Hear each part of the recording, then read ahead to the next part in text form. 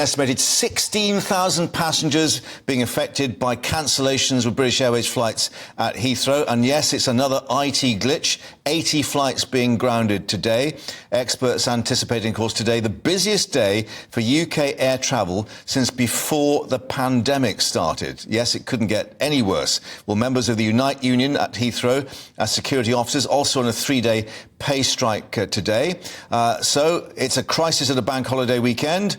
Yes, time to call for Simon Calder, the Independent's travel correspondent, joining us from Heathrow. Are you waiting to go somewhere, Simon, or you just come back? And how is your patience there? Well, look, as always, Mark, and very nice to talk to you and your lovely viewers. As always, hope for the best, but be prepared for delays and disruption, particularly at half term.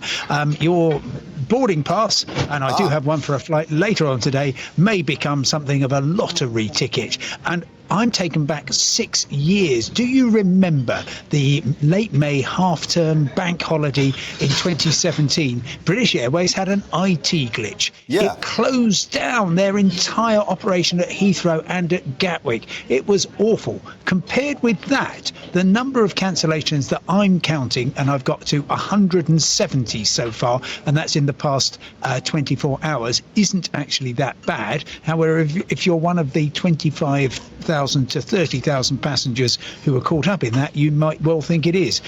Lots and lots of long delays as well, and British Airways struggling to recover the operation, which is really tough, of course, for the many people whose flights have been cancelled and are now wondering what they can do.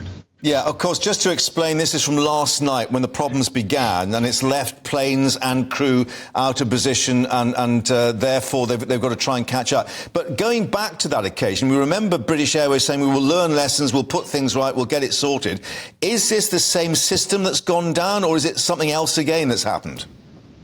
All airlines, all legacy airlines like British Airways, have a really extraordinary mix of absolutely cutting-edge technology, but it's all anchored on systems that sometimes go back to the 1960s, which I know you wouldn't even remember. But the aviation had sort of some of the earliest computer networks, and some of the systems they use are still sort of slightly reliant on those old prehistoric systems. And I've spoken to BA. I've tried to understand exactly what it is. It appears to be that the system which does everything from doing passenger check-in formalities to fuel and baggage, that's that.